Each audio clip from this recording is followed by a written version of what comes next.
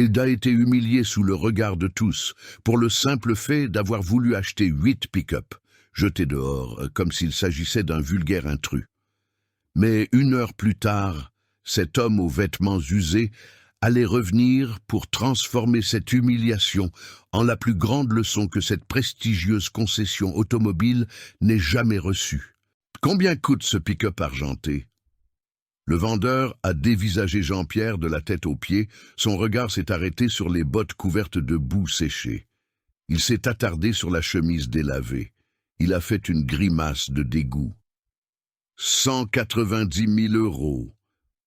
La voix était glaciale, tranchante. Cédric lui tournait déjà le dos avant même d'avoir fini sa phrase. Jean-Pierre a fait un pas en avant. Et le rouge là-bas. 210 000 €.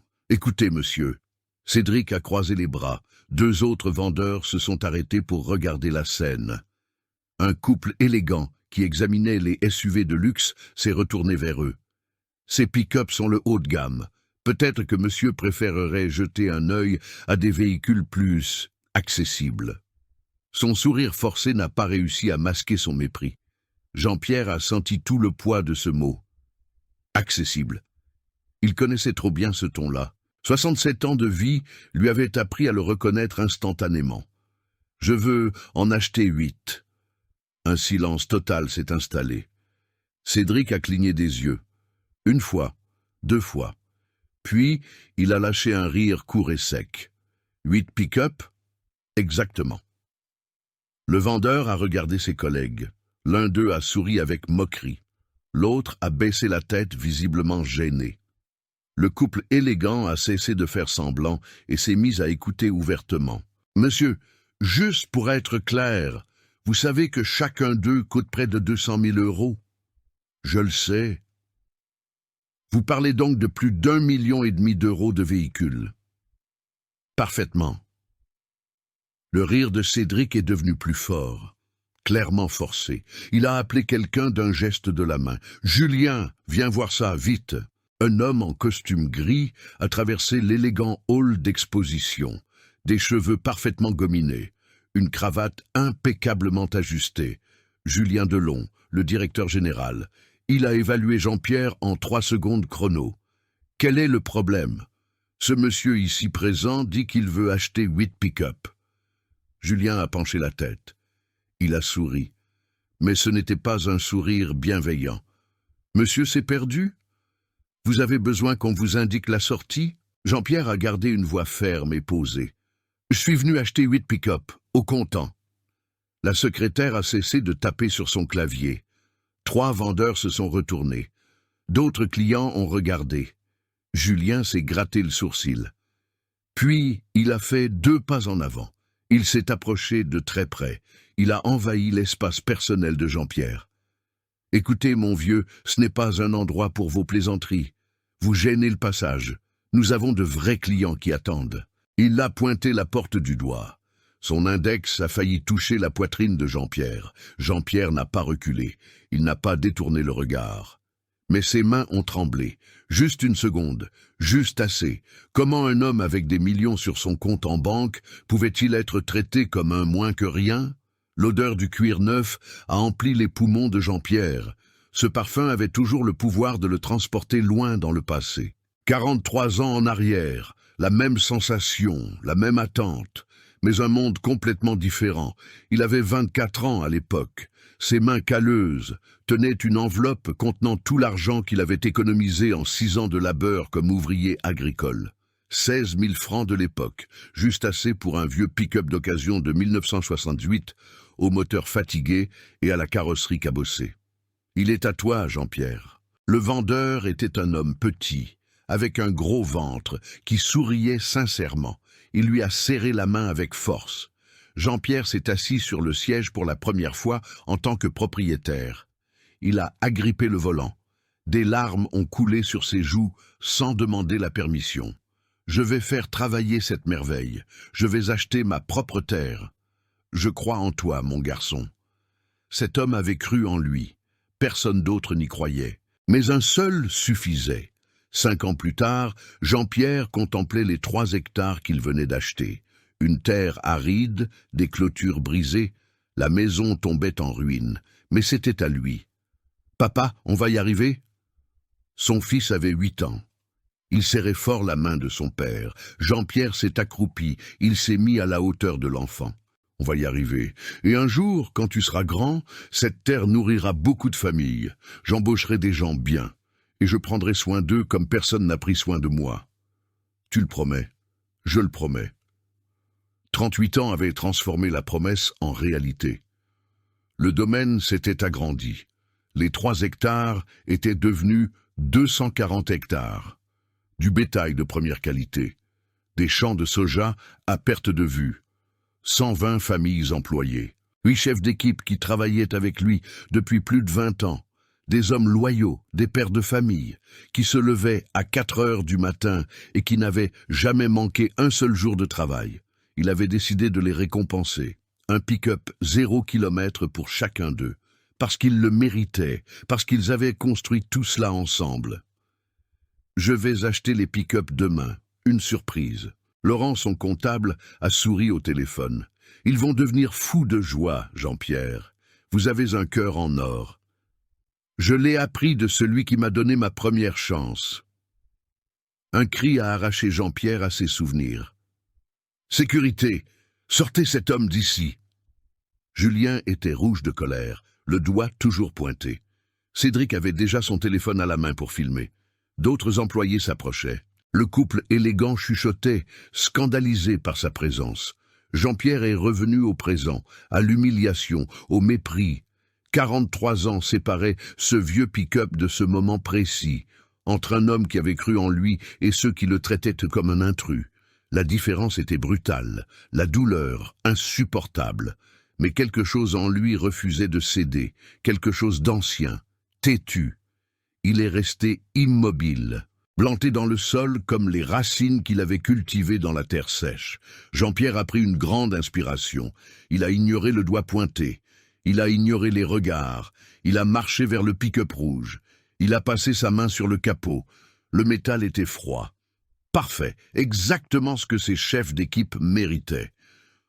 Je veux 8 unités de ce modèle, toutes rouges. Julien a lâché un rire sec. Vous ne comprenez pas. Nous n'allons rien vous vendre du tout. Pourquoi?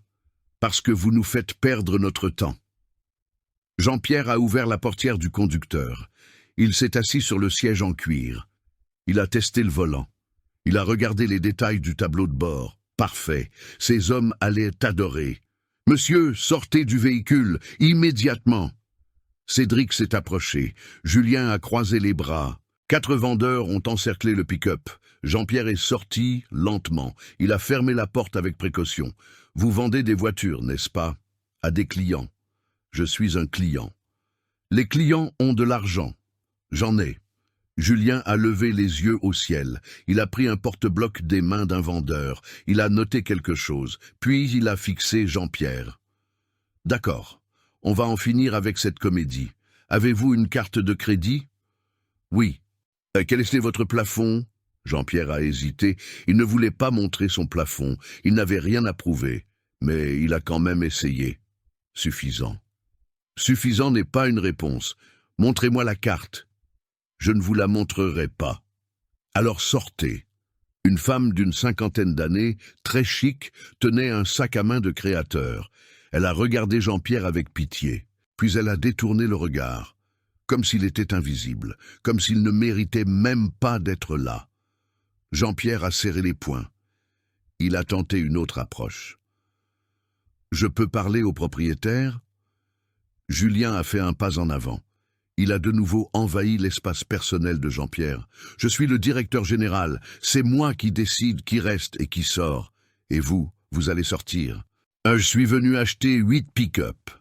Et moi, je suis venu travailler, pas perdre mon temps avec des gens qui n'ont pas les moyens. » Cédric a ricané. Un autre vendeur, plus jeune, a ricané aussi. La secrétaire, Madame Sophie, a baissé les yeux. Gênée. Mais elle n'a rien dit. Jean-Pierre a tenté de contourner Julien. Il voulait atteindre le comptoir, remplir une proposition, prouver qu'il était sérieux.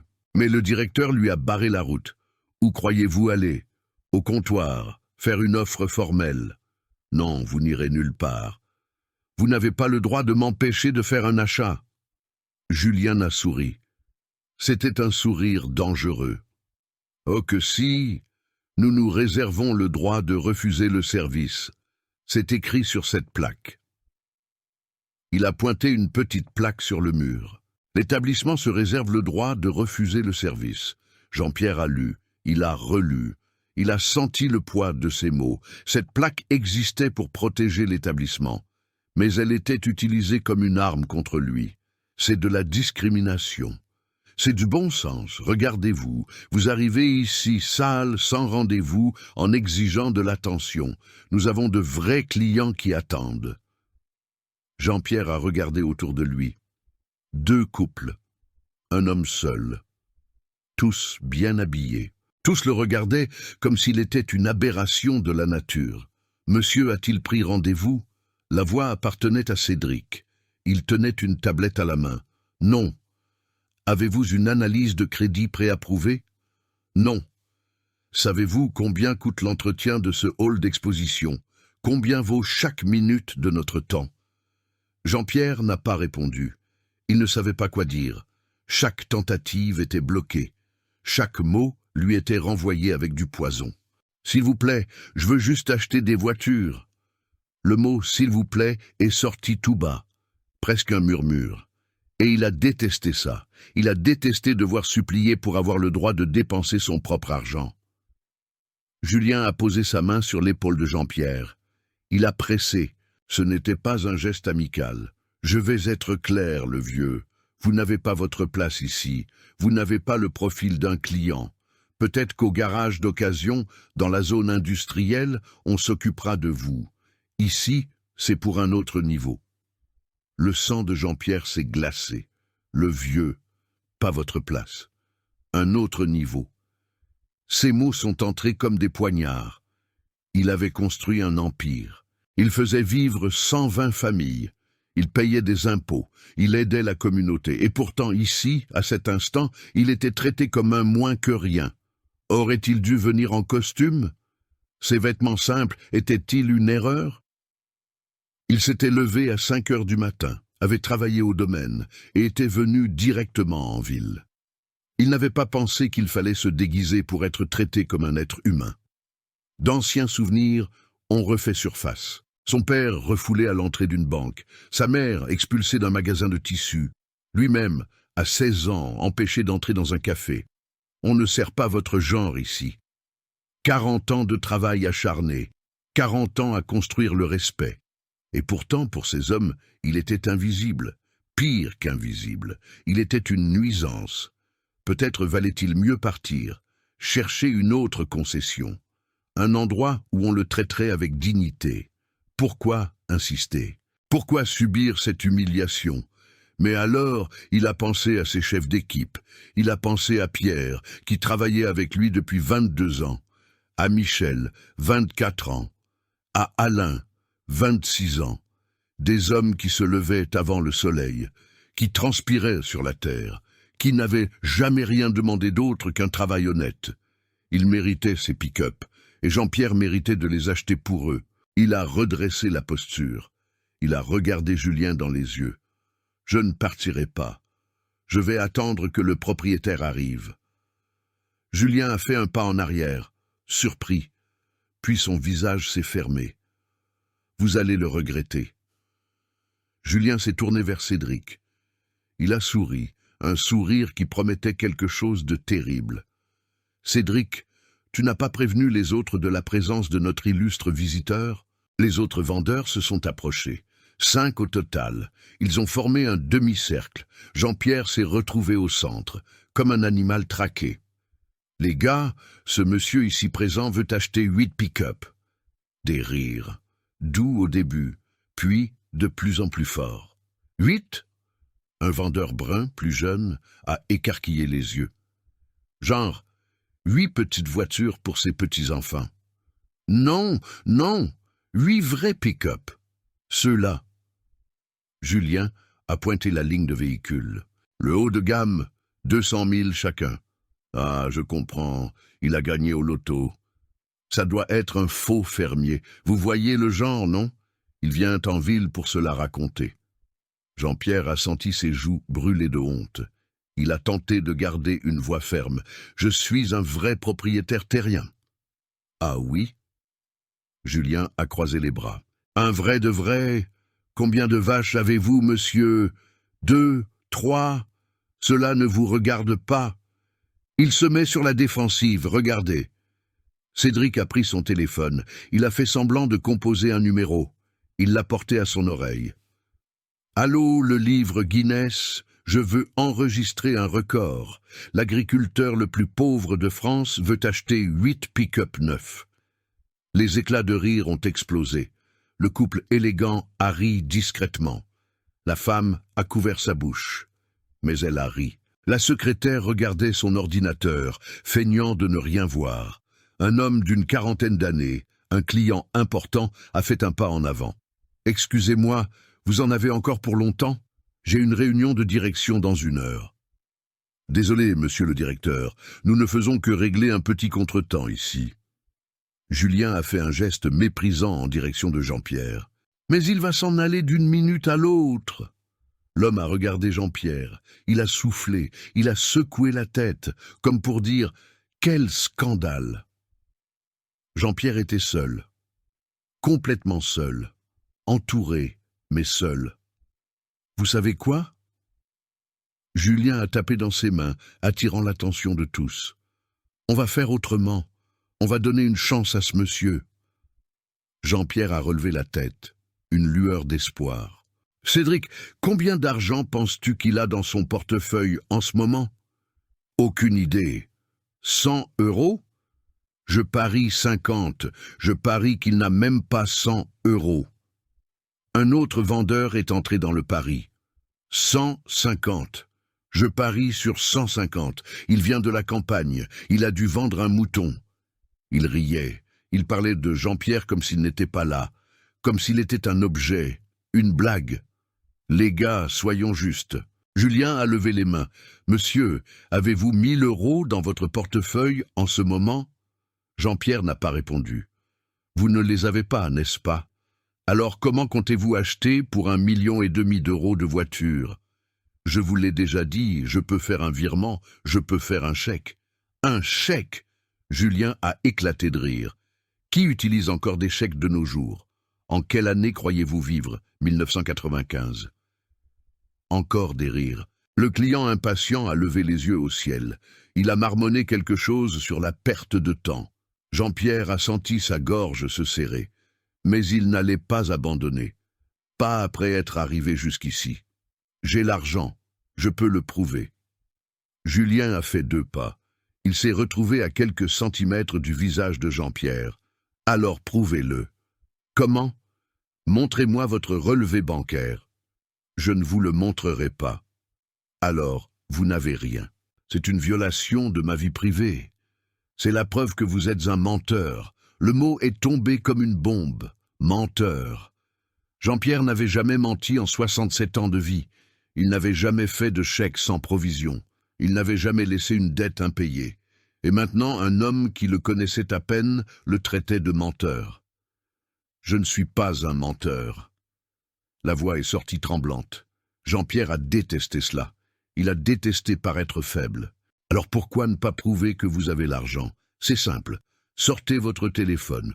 Ouvrez l'application de votre banque. Montrez le solde. Pendant un instant, Jean-Pierre a pensé le faire. Prendre son téléphone. Montrer les 8,5 millions sur son compte courant. Voir leur visage changer. Voir le désespoir s'installer. Mais non, ce n'était pas comme ça que les choses fonctionnaient. Il n'avait rien à prouver. Il était un client. Les clients n'ont pas à montrer leur relevé de compte avant d'être servis. Je ne le montrerai pas. Bien sûr que non, parce que vous n'avez rien. Cédric s'est approché de l'autre côté. Vous savez ce que je pense? Je pense que ce monsieur s'est enfui d'une maison de retraite. Il doit être confus. Je ne suis pas confus. Regardez comme il tremble. Vous voyez, il doit avoir un problème. Alzheimer, peut-être. Je n'ai pas la maladie d'Alzheimer. La voix de Jean-Pierre a résonné fort, désespéré. Et tout le monde s'est arrêté. Ils ont regardé. Certains clients se sont retournés. Ils ont vu un vieil homme aux vêtements sales qui criait. Julien a souri. Il a levé les mains en signe de fausse capitulation. « Calmez-vous, le vieux. Personne ne veut vous faire de mal. Nous voulons juste que vous arrêtiez de nous faire perdre notre temps et que vous rentriez chez vous. Je ne rentrerai pas sans avoir acheté les pick-up. Alors vous allez rester là toute la journée, c'est ça? S'il le faut. » Julien a regardé Cédric, puis les autres vendeurs. Il a soupiré dramatiquement. « D'accord, vous avez vu, j'ai essayé d'être poli, j'ai essayé de régler ça par la discussion. » Il a pris son téléphone. Il a composé un numéro. « David, c'est moi. Il y a un type dans le hall d'exposition qui refuse de partir. Amène les gars de la sécurité. » Le cœur de Jean-Pierre s'est mis à battre la chamade. La sécurité. Ils allaient l'expulser par la force. Devant tout le monde. Ce n'est pas nécessaire. C'est vous qui l'avez choisi. Madame Sophie, la secrétaire, a enfin levé les yeux. Elle a ouvert la bouche. Elle l'a refermée. Puis elle s'est remise à taper. Lâche. Le client impatient a tapé du poing sur la table. Pour l'amour de Dieu, appelez la sécurité, sortez cet homme d'ici. Certains d'entre nous ont de vrais engagements. D'autres personnes ont approuvé. Un murmure collectif d'approbation. Comme si Jean-Pierre était le problème. Comme s'il était le méchant de cette histoire.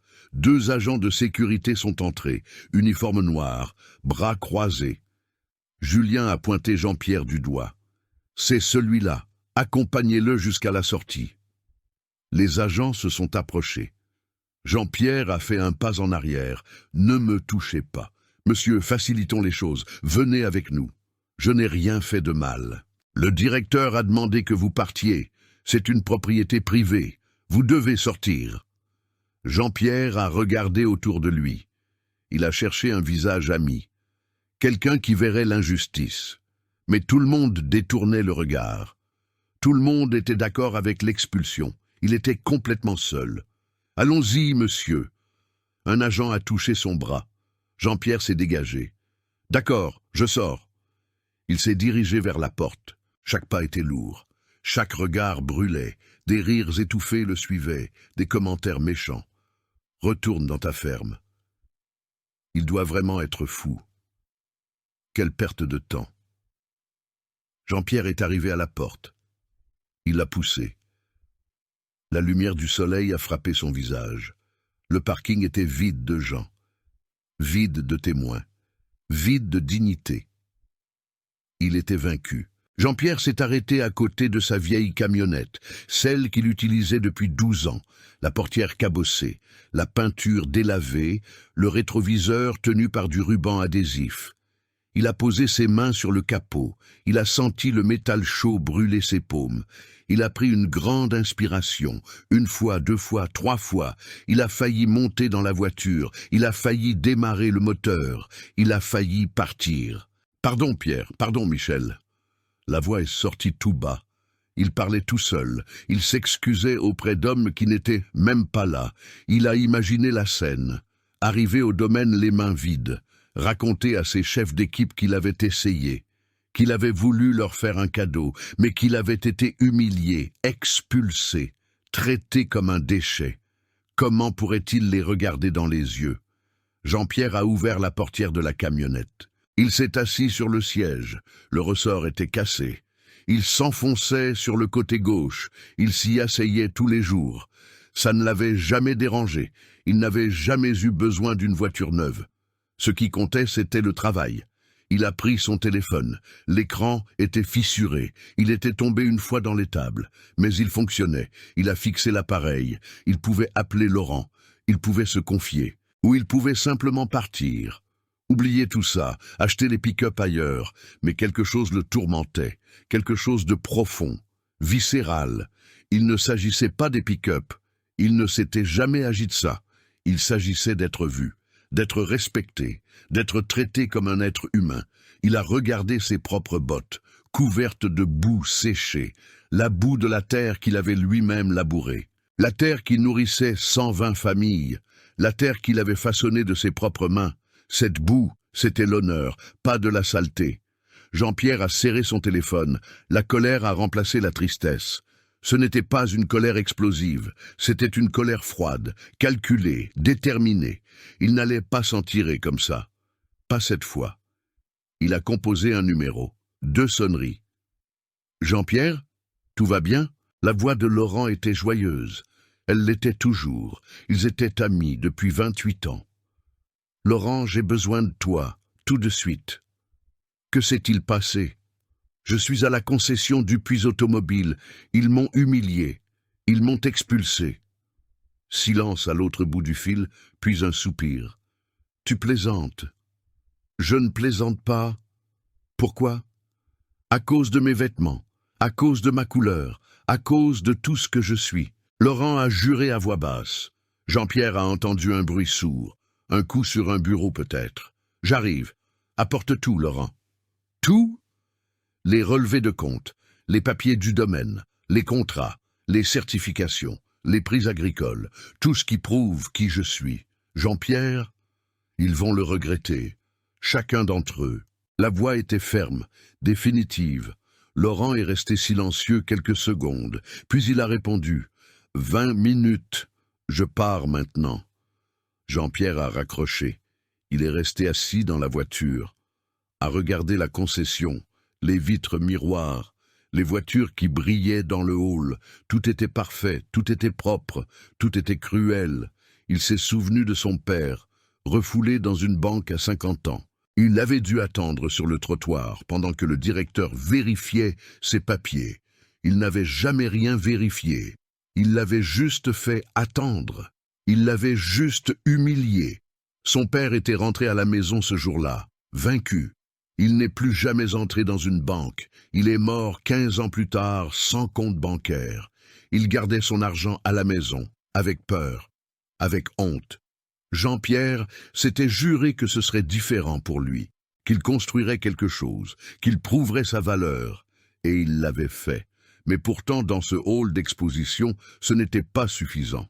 Pas pour ces hommes, mais ça allait l'être. Ça allait être suffisant dans 20 minutes. Il a regardé son téléphone à nouveau. Il a ouvert l'application de la banque. Il a regardé le solde. 8 563 000 €. Le résultat de 40 ans de travail. 40 ans de soleil qui brûle la peau. 40 ans de bonnes décisions. Il a fermé l'application. Il a rangé le téléphone. Il n'allait pas leur montrer. Pas encore. Il allait faire mieux. Jean-Pierre est sorti de la camionnette. Il a verrouillé la porte. Il a marché vers la concession. Ses bottes sales laissaient des traces sur le sol du parking. Des traces de boue, des traces de dignité. Il a poussé la porte vitrée. Il est entré. Julien discutait avec le couple élégant. Il s'est arrêté. Il s'est retourné. Il a vu Jean-Pierre. « Encore vous ?» Jean-Pierre n'a pas répondu. Il s'est dirigé vers un canapé dans le coin. Il s'est assis. Il a croisé les bras. « Je vais attendre. » Attendre quoi? Vous verrez. 17 minutes se sont écoulées. Jean-Pierre n'a pas bougé. Julien a essayé de l'ignorer. Cédric a fait des blagues. Les agents de sécurité sont restés à proximité, en observation. Mais Jean-Pierre est resté assis, silencieux, à attendre. Puis la porte s'est ouverte. Un homme en costume bleu marine est entré. Une mallette en cuir dans la main droite, une montre suisse au poignet gauche, des cheveux grisonnants peignés en arrière, des lunettes à fine monture. Maître Laurent Mercier, expert comptable, avocat, ami. Il a traversé le hall comme quelqu'un qui connaît le chemin. Il est passé devant Cédric sans un regard. Il a ignoré Julien. Il est allé directement vers Jean-Pierre. « Monsieur Beaumont ». Il l'a salué avec révérence. Il a tendu la main. Jean-Pierre s'est levé. Il a serré la main de son ami. « Merci d'être venu, maître Mercier. »« Toujours à votre service. » Julien a froncé les sourcils. Cédric a cessé de taper sur son clavier. Les autres vendeurs ont regardé. Le couple élégant aussi. Laurent a ouvert la mallette. Il a sorti une carte de visite. Il l'a donnée à Jean-Pierre. Puis il s'est tourné vers Julien. « C'est vous le directeur ?»« Oui. Qui êtes-vous » ? Maître Laurent Mercier, expert comptable et avocat de Monsieur Jean-Pierre Beaumont. Mon client est venu ici aujourd'hui pour réaliser un achat important. J'ai été informé qu'il y a eu des contretemps. Le mot contretemps est sorti glacial, poli, mais chargé de menaces. Julien a croisé les bras. Votre client dérangeait. Nous lui avons demandé de partir. Dérangeait comment? En faisant des propositions absurdes sans preuve de capacité financière. Laurent a acquiescé lentement. Puis il a rouvert sa mallette. Il a sorti un document. Il l'a posé sur la table basse devant Julien. Acte de propriété du domaine de Beaumont. 240 hectares, évalué à 12 millions d'euros. Julien a pris le papier. Il a lu. La couleur a quitté son visage. Laurent a sorti un autre document. Certificat de propriété du bétail. 1800 têtes de bétail de boucherie. Race Angus. Valeur marchande. 4,5 millions. Il l'a posé sur la table. Julien ne l'a pas pris. Il a juste regardé. Contrat d'approvisionnement avec les abattoirs de la région. Renouvelé annuellement. Chiffre d'affaires moyen. 2 millions par an. Un papier de plus sur la table. Certification de production biologique. Prix du meilleur domaine éco-responsable de la région en 2024. Un autre papier. Inscription au registre du commerce. Entreprise active depuis 1989. Employé déclaré 122. Julien a fait un pas en arrière. Cédric a laissé tomber un stylo. Le bruit a résonné dans le silence absolu du hall. Laurent a continué. Implacable. Mon client emploie 122 familles. Il paie tous ses impôts en temps et en heure. Il contribue à 3 écoles de la région. Il sponsorise l'équipe de football des enfants. Il est membre actif de l'association des producteurs agricoles. Il a sorti une photo. Il l'a posée sur la table. Jean-Pierre Beaumont recevant la médaille du mérite par le préfet. Citoyen d'honneur. Reconnaissance pour sa contribution au développement économique de la région. Madame Sophie s'est levée, elle s'est approchée de la table, elle a regardé les documents, elle a porté sa main à sa bouche. Jean-Pierre est resté debout, immobile, il observait. Laurent a fermé la mallette, il a ajusté sa veste.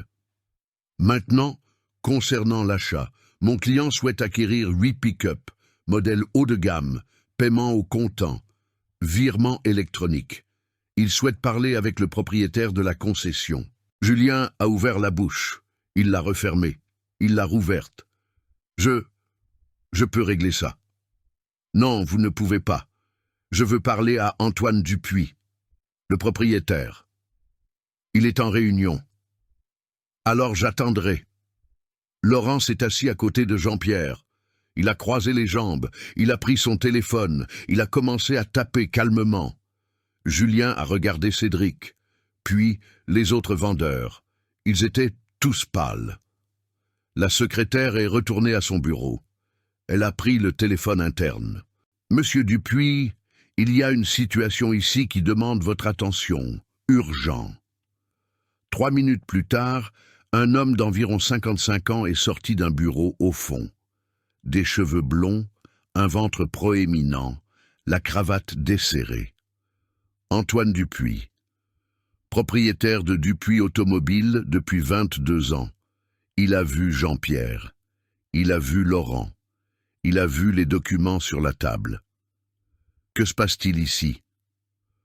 Laurent s'est levé. Il a tendu la main. Antoine Dupuis, enchanté. Maître Laurent Mercier, je représente monsieur Jean-Pierre Beaumont. Antoine lui a serré la main, confus. Beaumont. Attendez.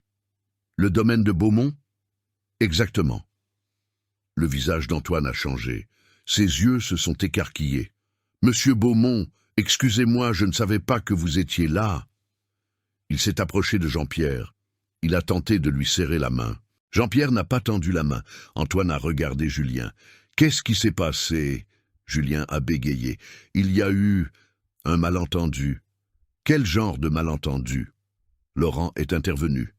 Une voix ferme. Votre directeur et son équipe ont humilié mon client. Ils se sont moqués de lui.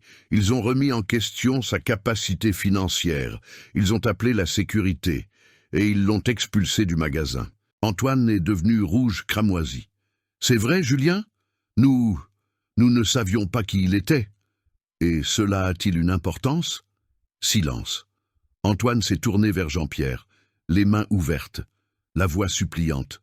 Monsieur Beaumont, s'il vous plaît, pardonnez-moi. C'est inacceptable. Totalement inacceptable. Je vous garantis que je vais régler ça. Nous allons vous servir avec toute l'attention que vous méritez. Jean-Pierre n'a pas répondu. Il a seulement regardé. Antoine était désespéré. Il a commencé à transpirer. « Madame Sophie, du café, apportez le grand cru, et de l'eau, et tout ce que monsieur désire. » Il s'est tourné vers Laurent. « Je vous en prie, asseyez-vous. Allons dans mon bureau, un environnement privé et confortable. » « Non. » La voix de Jean-Pierre a fendu l'air. Le premier mot depuis l'arrivée de Laurent. « Ici même. Monsieur. Ici, devant tout le monde. » Antoine a dégluti. Il a regardé autour de lui. Les clients observaient. Les vendeurs aussi. Tous étaient témoins. Bien sûr, comme il vous plaira. Laurent a sorti un dernier document de sa mallette. Il l'a donné à Antoine. Relevé bancaire. Compte courant professionnel. Antoine a regardé. Ses yeux sont presque sortis de leurs orbites. Il a lu une fois, 2 fois. Puis il a regardé Jean-Pierre avec une révérence mêlée de terreur. 8 millions et 500 000, a complété Laurent. Mon client veut acheter 8 pick-up, 200 000 chacun environ. 1 million et 600 000 au total. Paiement au comptant. Aujourd'hui. Antoine a pris une grande inspiration.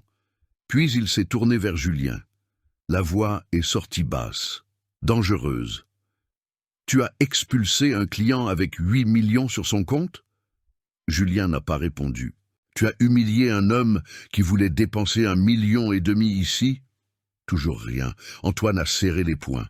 Il a respiré profondément. Puis, il s'est tourné vers Jean-Pierre. « Monsieur Beaumont, je vous implore, donnez-moi une chance de corriger cela, s'il vous plaît. » Jean-Pierre a regardé Julien, puis Cédric, puis les vendeurs qui avaient ri, les agents de sécurité qui l'avaient escorté, les clients qui avaient approuvé l'expulsion. Tous détournèrent le regard maintenant. Il avait le pouvoir, il avait le dernier mot, et tous attendaient de voir ce qu'il allait faire. Jean-Pierre est resté silencieux pendant de longues secondes. Tout le hall attendait. Antoine transpirait, Julien tremblait, Cédric regardait le sol. Puis Jean-Pierre a parlé. Une voix basse, contrôlée. « Je veux une réunion. » Antoine a cligné des yeux. « Une réunion? Avec toute votre équipe de vente, tous ceux qui sont là aujourd'hui, et les agents de sécurité aussi. Bien sûr, aucun problème. » Antoine s'est retourné immédiatement. Il a tapé dans ses mains. « Tout le monde, réunion tout de suite, tous ici. Cédric, appelle David et Stéphane de la sécurité. Thomas, Pierre, Michel, venez. Madame Sophie, vous aussi. » Les vendeurs se sont approchés lentement, réticents, comme des condamnés marchant vers l'échafaud. Les agents de sécurité sont arrivés. Ils sont restés en retrait, gênés. Jean-Pierre a regardé chacun d'eux. Il a mémorisé les visages. Puis, il a regardé Laurent. « Tu as apporté ton téléphone ?»« Oui. » « Avec un bon appareil photo ?» Laurent a compris immédiatement.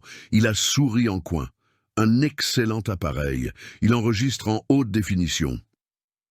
Parfait. Antoine a froncé les sourcils.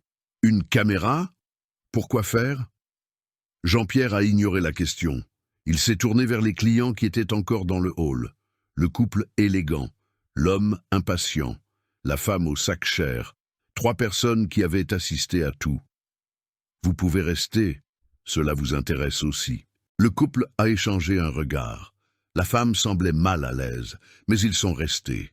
La curiosité a vaincu la gêne. Jean-Pierre a attendu que tout le monde soit en place. Puis, il a commencé. « Laurent, enregistre tout. Je veux que chaque mot soit enregistré. » « Jean-Pierre, discutons-en calmement, » a tenté Antoine. « Enregistre, Laurent. » Laurent a pris son téléphone. Il a pointé. Le voyant rouge d'enregistrement a clignoté. Ça tourne. Antoine est devenu pâle. Julien a fait un pas en arrière. « Attendez, il n'y a pas besoin de ça. Nous pouvons régler cela en privé. »« Non, en public. Comme l'humiliation a été publique, la réponse le sera aussi. » Jean-Pierre s'est tourné vers les vendeurs. Je veux que chacun de vous me dise ce qu'il a fait, ce qu'il a dit, et pourquoi il pensait avoir le droit de le faire. Silence absolu.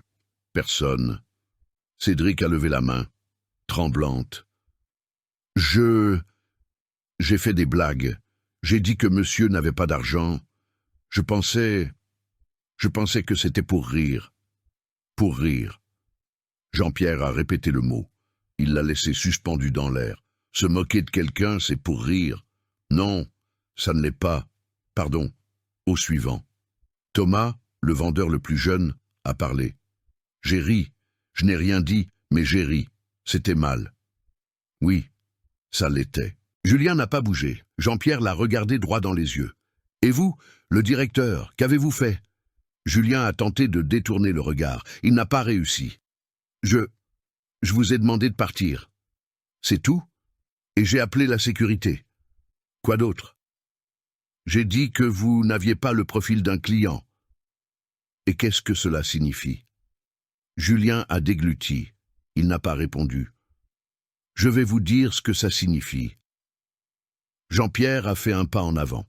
Ça signifie que vous m'avez jugé sur mes vêtements, sur ma couleur de peau, sur mon âge. Vous avez décidé que je ne méritais pas d'être servi. Vous avez décidé que je valais moins. Je n'ai pas. Vous l'avez décidé. Et maintenant, vous allez payer pour ça. Antoine est intervenu, désespéré. Monsieur Beaumont, s'il vous plaît, je vais licencier Julien, tout de suite, et Cédric aussi, les deux.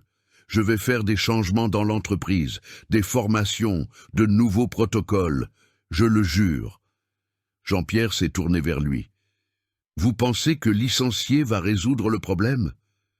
Je veux montrer que je prends cela au sérieux.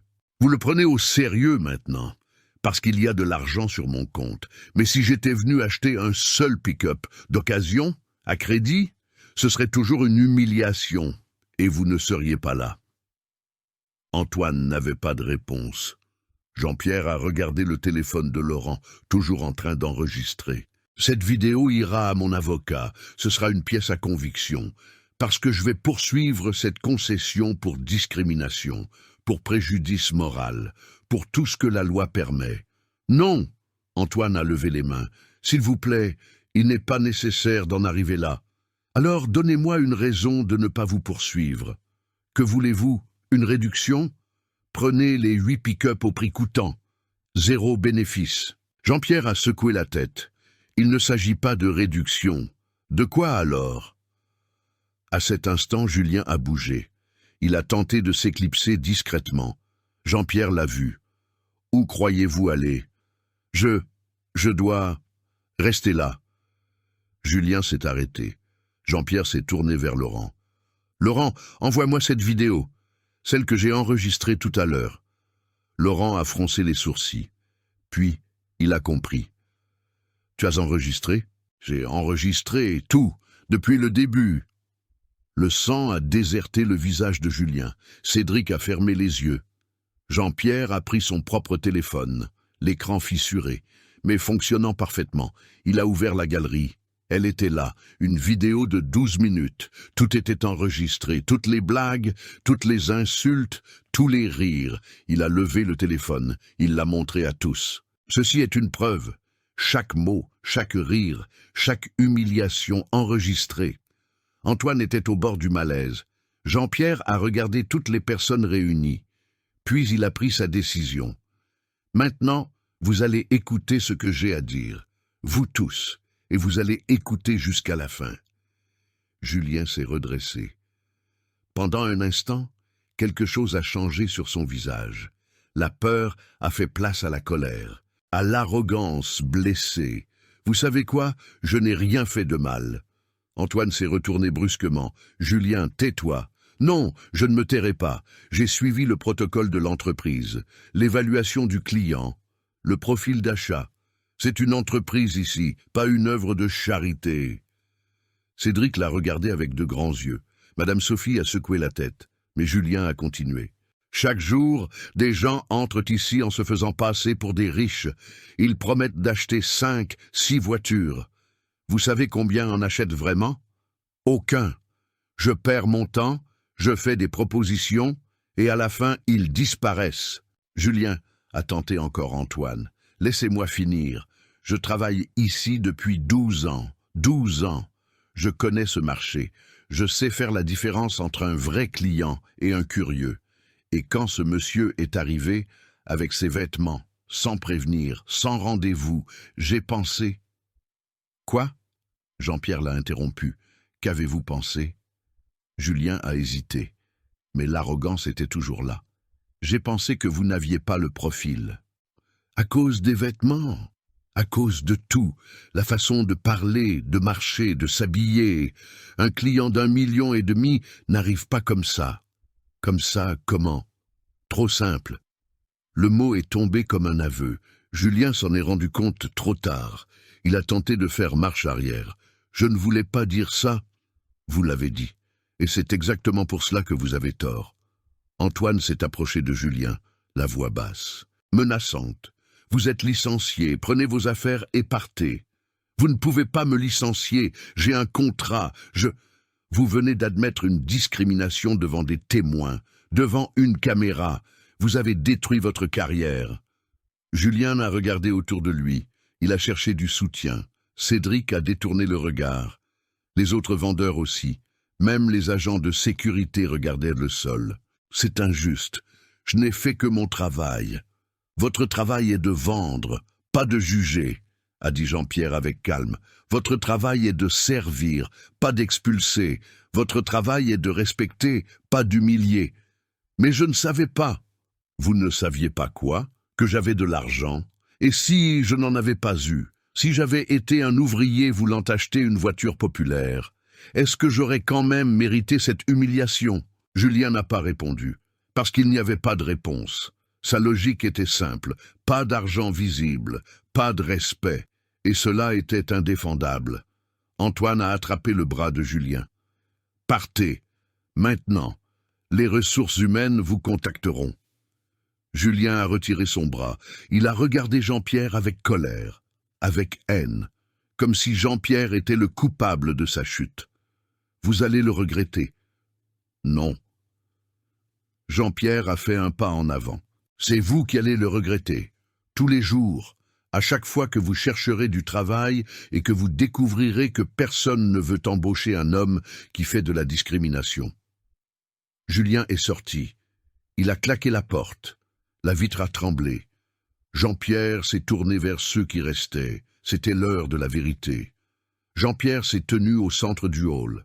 Tous les yeux étaient braqués sur lui. Laurent à côté, qui enregistrait toujours. Antoine en face, attendant le verdict. Les vendeurs qui tremblaient, les clients qui regardaient. Il a commencé lentement. Une voix ferme. « Je m'appelle Jean-Pierre Beaumont. J'ai 67 ans. Je suis né dans une famille d'ouvriers agricoles. Mon père était un simple valet de ferme. Il gagnait le salaire minimum, parfois moins. Une pause, une respiration. Quand j'avais 7 ans, mon père m'a emmené voir la ville. C'était la fête. Nous sommes entrés dans un magasin. Le propriétaire nous a mis dehors. Il a dit qu'il ne voulait pas que ce genre de personnes salissent son établissement. Madame Sophie a porté la main à sa poitrine. Le couple élégant a échangé des regards gênés. Mon père est sorti la tête basse, honteux. J'ai serré sa main et j'ai demandé « Papa, on est des mauvaises personnes ?» Il n'a pas répondu. Il a juste serré ma main. Jean-Pierre a sorti son portefeuille de sa poche, vieux, usé. Il l'a ouvert. Il a sorti une photo délavée. Il l'a montrée. C'est mon père, Henri Beaumont. Il est mort à 62 ans. Il a travaillé toute sa vie. Il n'a jamais rien eu, mais il m'a appris la dignité. Il a passé la photo à Laurent, puis il a continué. À 16 ans, j'ai commencé à travailler comme ouvrier agricole. Je me levais à 4 heures du matin. Je dormais à 9 heures du soir, 7 jours sur 7. J'ai gardé chaque centime pendant 8 ans. Il a pris son téléphone. Il a ouvert la galerie. Il a montré une vieille photo, un vieux pick-up rouillé. C'était mon premier pick-up. Je l'ai acheté à 24 ans. 16 000 francs, c'était le plus beau jour de ma vie, parce qu'il était à moi. Personne ne pouvait me le prendre, personne ne pouvait dire que je ne le méritais pas. Il a fait passer le téléphone. Les vendeurs ont regardé, certains ont baissé la tête. J'ai utilisé ce pick-up pour travailler. Des transports, des chargements. Je transportais n'importe quoi, je gagnais peu, mais je gardais tout. 3 ans plus tard, j'ai acheté 3 hectares de terre, une mauvaise terre, sèche, pleine de cailloux. Mais elle était à moi. Jean-Pierre a montré une autre photo, une terre aride, une maison en ruine. C'était mon premier domaine. Il m'a fallu 5 ans pour le rendre productif. J'ai planté, j'ai échoué, j'ai replanté, j'ai encore échoué. La 3e fois, ça a marché. Le bétail, ce fut mon salut. Laurent a montré des documents à Antoine, de vieux certificats, des contrats de vente de bétail, des factures jaunies. J'ai acheté d'autres terres, 6 hectares, puis 10, puis 20. J'ai travaillé 40 ans, sans m'arrêter, sans repos, sans vacances. Aujourd'hui, j'ai 240 hectares, 1800 têtes de bétail, 120 employés. Jean-Pierre a regardé directement Antoine. Je paie un salaire digne, le 13e mois, les congés payés, la mutuelle santé, les paniers repas, parce que je sais ce que c'est que d'être dans le besoin. Je sais ce que c'est d'être traité comme un déchet. Antoine a acquiescé, les larmes aux yeux. 8 de mes chefs d'équipe travaillent avec moi depuis plus de 20 ans. Ils m'ont aidé à tout construire. C'est la famille. Je voulais leur faire un cadeau, un pick-up pour chacun, pour les remercier, pour les honorer. Jean-Pierre a rangé son téléphone. Il a regardé les vendeurs. Mais quand je suis arrivé ici, j'ai été jugé, non pas sur mon caractère, non pas sur mon histoire, mais sur les vêtements que je porte, sur ma couleur de peau, sur mon âge. Cédric a baissé la tête. Il a commencé à pleurer silencieusement. Vous m'avez pris quelque chose aujourd'hui. Pas de l'argent, pas du temps. Vous m'avez pris ma dignité. Et il n'y a pas d'argent au monde qui puisse la racheter. Jean-Pierre a fait un pas vers la porte, puis il s'est arrêté. Il s'est retourné. J'ai tout construit de zéro, tout seul, contre vents et marées. Et pourtant, en 2026, je suis traité comme un intrus dans un magasin. Cela doit changer, et cela commencera ici. Silence, absolu, lourd, étouffant. Personne n'a bougé. Personne n'a respiré. Les mots de Jean-Pierre résonnaient encore dans l'air. 40 ans de lutte résumés en 5 minutes. 40 ans de dignité volée en un après-midi. Madame Sophie a été la première. Elle s'est levée de sa chaise. Elle a marché vers Jean-Pierre. Des larmes coulaient. « Pardonnez-moi, monsieur. J'ai tout vu. J'ai vu ce qu'ils ont fait. Et je n'ai rien fait. J'ai été lâche. » La voix était brisée. Elle a tendu la main. Jean-Pierre a regardé. Puis il a serré la main. « Merci. » Thomas, le vendeur le plus jeune, a fait un pas en avant. Une 20aine d'années. Le visage rouge de honte. J'ai ri de vous, je pensais que c'était drôle, mais ça ne l'était pas, c'était cruel, je suis un idiot. Il s'est mis à pleurer ouvertement, sans se cacher. Mon grand-père est maçon. Il travaille depuis l'âge de 12 ans. Ses mains sont comme les vôtres, calleuses, dures, et j'ai ri de vous. Comment ai-je pu? Jean-Pierre a posé sa main sur l'épaule du jeune homme. Tu peux changer. Apprends de ça. La femme du couple élégant s'est approchée. Une robe chère, des bijoux étincelants, mais des yeux pleins de remords. Moi aussi je vous ai jugé. Je pensais que vous dérangiez, que vous n'étiez pas à votre place ici. J'ai honte. Son mari a hoché la tête en signe d'approbation. Il ne s'est pas approché, mais il a baissé la tête en signe de respect. Le client impatient, qui s'était plaint du temps perdu, était adossé au mur. Il regardait le sol, clairement mal à l'aise. Cédric s'est approché, les mains tremblantes, le visage mouillé de larmes.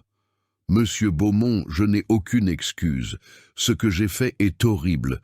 Je me suis moqué de vous. J'ai fait des blagues. J'ai appelé mes amis pour rire ensemble. Je suis... » Il n'a pas pu terminer. Il a sangloté. Antoine était immobile. Il réfléchissait. Puis il a regardé les vendeurs autour de lui. Vous voyez ce qui arrive quand on juge les gens, quand on décide qui mérite le respect en se basant sur l'apparence? Personne n'a répondu, mais tous avaient compris. L'un des agents de sécurité, David, a fait un pas en avant. « Monsieur Beaumont, je suis désolé. Vous n'auriez pas dû être escorté, c'était une erreur. » Car là, une vendeuse qui était restée silencieuse tout le temps a parlé pour la première fois. « Je n'ai rien fait. Je ne me suis pas moqué, mais je n'ai pas défendu non plus, et cela me rend aussi coupable que les autres. » Sa voix était ferme, honnête. Des murmures ont commencé, des conversations à voix basse. Les employés parlaient entre eux. Il convenait qu'une telle chose ne devait plus jamais se reproduire. Les clients commentaient l'histoire, l'injustice. Le hall d'exposition tout entier avait basculé. Non pas contre Jean-Pierre, contre le système qui avait permis cela, contre la culture qui a normalisé le fait de juger les gens sur leur apparence. Antoine a pris son téléphone, il a composé un numéro. Ressources humaines, prévoyez une réunion d'urgence, toute l'équipe, demain à 8 heures, formation obligatoire sur la diversité et le respect. Et je veux un audit sur tous les services clients des 6 derniers mois. Il a raccroché.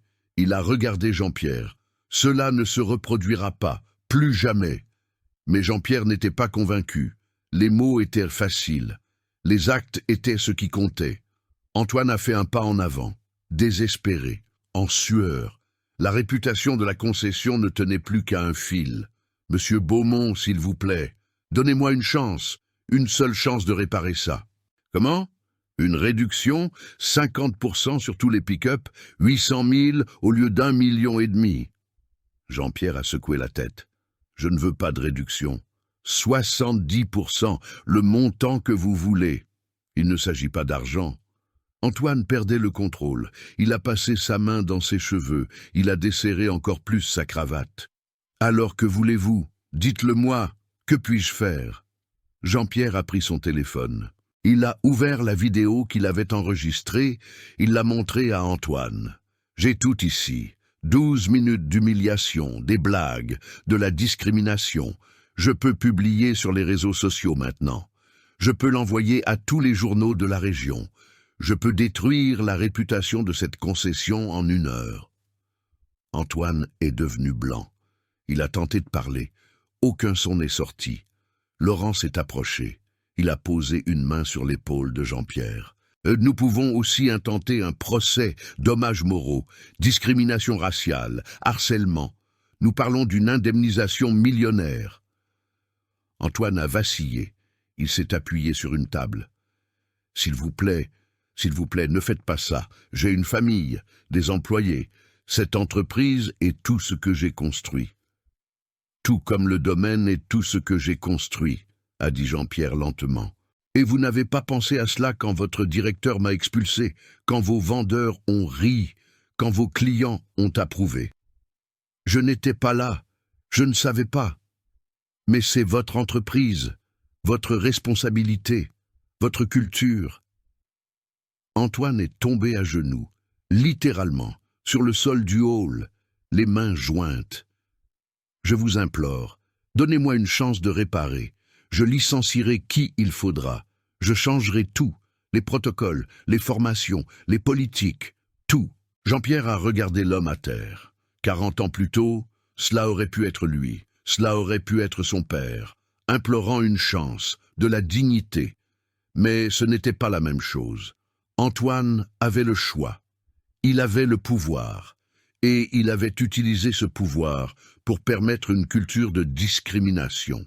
« Levez-vous. » Antoine s'est levé lentement, le visage rouge de honte. Jean-Pierre a regardé autour de lui. Les employés, les clients, Laurent. Puis il est revenu vers Antoine. « Je ne vais pas vous poursuivre, et je ne publierai pas la vidéo. » Antoine a soupiré. Le soulagement a inondé son visage. « Merci, monsieur. Merci, je n'ai pas encore fini. » Le soulagement a disparu. « Vous allez faire de vrais changements. Pas de fausses formations, des changements structurels. Vous allez engager un audit externe. Vous allez mettre en place un protocole de service égalitaire. Et vous allez m'envoyer des rapports mensuels pendant 1 an. Je ferai tout. Et si j'apprends que quelqu'un d'autre a été victime de discrimination ici, la vidéo sera diffusée et le procès ira de l'avant. Compris? Oui, parfaitement. Jean-Pierre a rangé son téléphone. Puis il a regardé Laurent. On y va. Et les pick-up? A demandé Laurent. Jean-Pierre a regardé la file de véhicules étincelants, rouges, parfaits, exactement ce qu'il était venu acheter. Je n'achèterai pas ici. Antoine a fait un pas en avant, la bouche ouverte. Mais vous aviez dit... J'ai dit que je n'allais pas vous poursuivre. Je n'ai pas dit que j'allais acheter. S'il vous plaît, j'ai besoin de cette vente. Je dois vous prouver que j'ai changé. Jean-Pierre a tourné le dos. Il s'est dirigé vers la porte, Laurent à ses côtés. Les bottes sales laissaient des traces sur le sol impeccable. Quand vous aurez vraiment changé, je reviendrai peut-être, mais pas aujourd'hui. Il a ouvert la porte. Le soleil de l'après-midi est entré. Il a illuminé tout le hall. Jean-Pierre est sorti. Il a pris une grande inspiration. L'air libre n'avait jamais été aussi doux. Laurent a fermé la porte derrière eux. À l'intérieur, un silence absolu. Antoine, immobile au centre, les employés autour, les clients qui observaient. La bataille était terminée, mais la guerre pour la dignité continuait. Et Jean-Pierre avait gagné sans dépenser un centime. Jean-Pierre s'est arrêté à côté de la camionnette. Il a posé ses mains sur le capot. Il a fermé les yeux. Il a respiré. Tout son corps tremblait. L'adrénaline coulait encore dans ses veines. 40 ans d'humiliation accumulée étaient sortis lors de cette confrontation. 40 ans de silence ravalé, la tête baissée. Les « oui, monsieur » disent entre les dents. Mais pas aujourd'hui. Aujourd'hui, il avait parlé. Laurent s'est appuyé à côté de lui. Ils sont restés en silence pendant 1 minute, 2, à respirer seulement, à assimiler. Tu as été incroyable là-dedans. Jean-Pierre a ouvert les yeux, il a regardé son ami. Je n'ai dit que la vérité. La vérité bien dite au bon moment vaut plus que 1000 procès. Jean-Pierre a souri.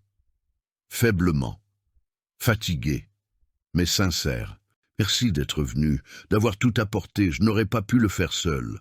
Si, tu aurais pu, mais tu n'en as pas eu besoin. Laurent a ouvert sa mallette, il a rangé les documents. Puis il a regardé Jean-Pierre. Tu ne vas vraiment pas acheter les pick-up là-bas? Non. Pourquoi? Antoine semblait sincèrement repentant. Jean-Pierre a secoué la tête. Repentant d'avoir été pris, pas d'avoir laissé faire. Il est le propriétaire depuis 22 ans. Tu crois que c'est la première fois que ça arrive? Laurent est resté silencieux, parce qu'il connaissait la réponse. Alors, où allons-nous les acheter?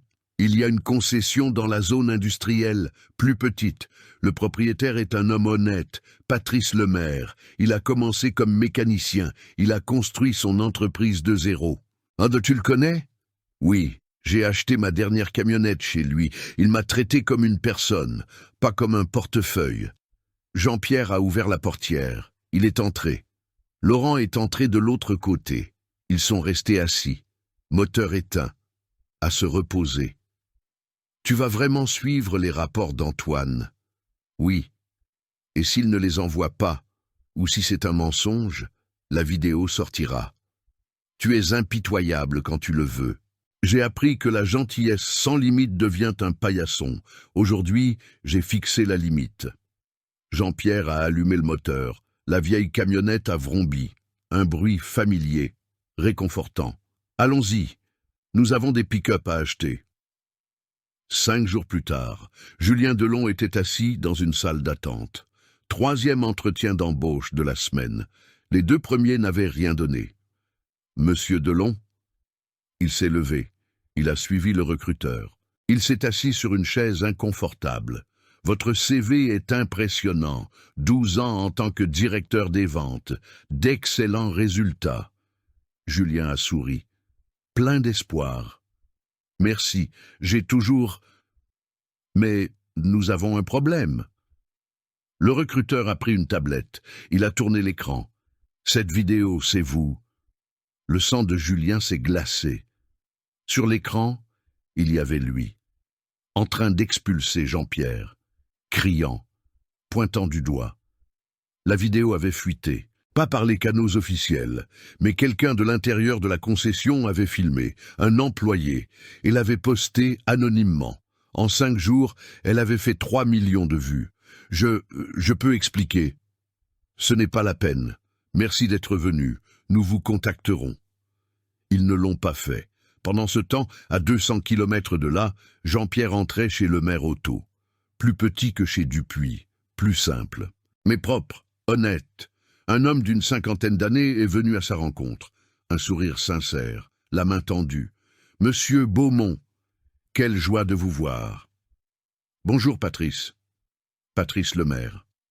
Le propriétaire, ancien mécanicien, aujourd'hui entrepreneur à succès. D'origine modeste, des yeux qui souriaient avant la bouche.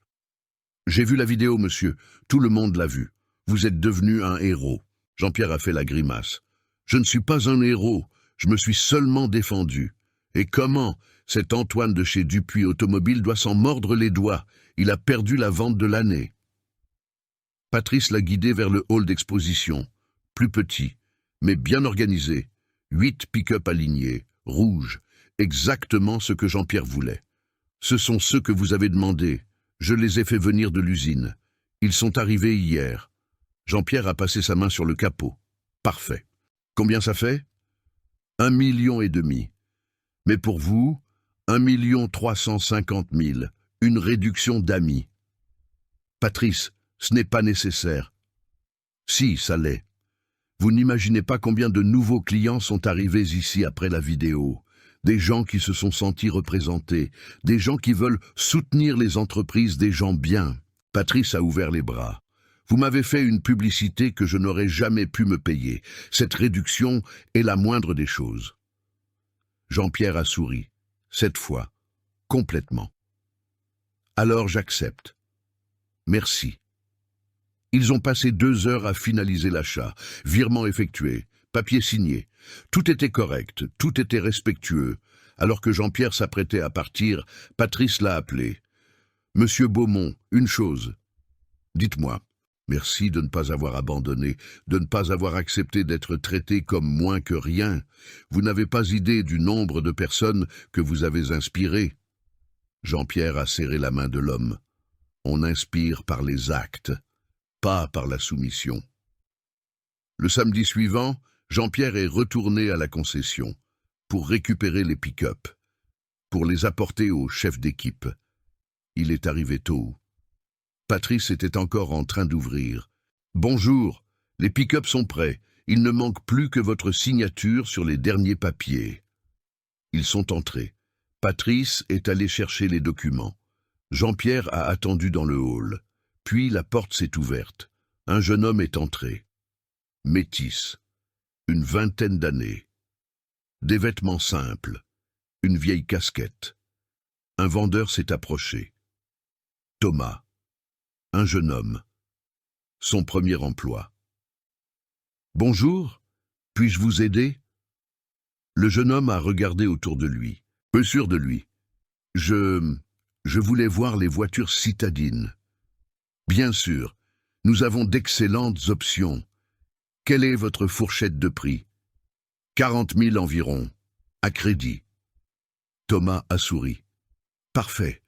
Venez avec moi, je vais vous montrer. » À ce moment-là, un client est entré, un homme en costume, une mallette coûteuse. « Excusez-moi, jeune homme, j'ai un rendez-vous prévu. Je veux voir le SUV blindé. » Thomas a regardé le jeune homme, puis l'homme en costume. L'homme a soupiré d'impatience. « Vous allez vous occuper de moi ou non ?» Jean-Pierre a vu l'hésitation. Il a vu Thomas réfléchir, donner la priorité au gros client, abandonner le jeune homme. Avant que Thomas ne décide, Jean-Pierre s'est approché. « Je vais m'occuper de monsieur. » L'homme s'est retourné. « Vous travaillez ici ?»« Non, mais je connais bien ces SUV. J'en ai acheté un l'année dernière. Je peux répondre à vos questions pendant que le vendeur termine avec ce jeune homme. » L'homme a froncé les sourcils, mais il a accepté. Jean-Pierre a passé 15 minutes à discuter, à montrer, à expliquer, jusqu'à ce que Patrice arrive et prenne le relais. Ensuite, Jean-Pierre est retourné là où Thomas s'occupait du jeune homme. Ils étaient assis, en train de faire une simulation de financement. On peut le faire sur 60 mois, des mensualités de 850. Le jeune homme a souri, soulagé. Parfait, c'est ma première voiture. Ce sera donc une voiture spéciale. Jean-Pierre a observé. Thomas ne l'a pas pressé, il ne l'a pas jugé. Il n'a pas donné la priorité à celui qui semblait avoir le plus d'argent. Il les a traités tous les deux sur un pied d'égalité. Lorsque le jeune homme est parti, heureux, avec ses papiers pour l'analyse de crédit, Jean-Pierre s'est approché de Thomas. « Bon travail. »« Merci, monsieur. Tu avais un choix à faire tout à l'heure. Tu aurais pu laisser tomber ce garçon pour t'occuper de l'homme en costume. » Thomas a secoué la tête. « Je ne ferai jamais ça. Il est arrivé en premier. Il méritait mon attention. Riche ou pauvre, tout client mérite le respect. » Jean-Pierre a posé sa main sur l'épaule du jeune homme. « Tu iras loin. » Et à ce moment-là, Jean-Pierre a su. Le changement avait commencé, pas en paroles, mais en actes, en choix, en respect, un client à la fois. Si cette histoire a touché votre cœur d'une manière ou d'une autre, si vous avez ressenti l'injustice ou la victoire avec Jean-Pierre, laissez un « j'aime ». Cela me montre que je suis sur la bonne voie, en racontant des histoires qui comptent vraiment. Et dites-moi dans les commentaires, depuis quelle ville regardez-vous cette vidéo? Je les lis tous, vraiment, et je mets un point d'honneur à répondre avec affection à ceux qui prennent le temps de commenter. Votre participation fait toute la différence. Si vous croyez au pouvoir d'histoires comme celle-ci, des histoires qui nous font réfléchir, ressentir et croire que la dignité gagne toujours, abonnez-vous à la chaîne. Nous ne sommes qu'au début de ce voyage, et chaque nouvel abonnement est ce qui me donne la force et la certitude de continuer. Je compte beaucoup sur votre aide. Et ne partez pas encore. Choisissez l'une des deux histoires que j'ai laissées à l'écran pour que vous puissiez les regarder ensuite. Je suis sûr que vous allez aimer. On se retrouve dans la prochaine vidéo.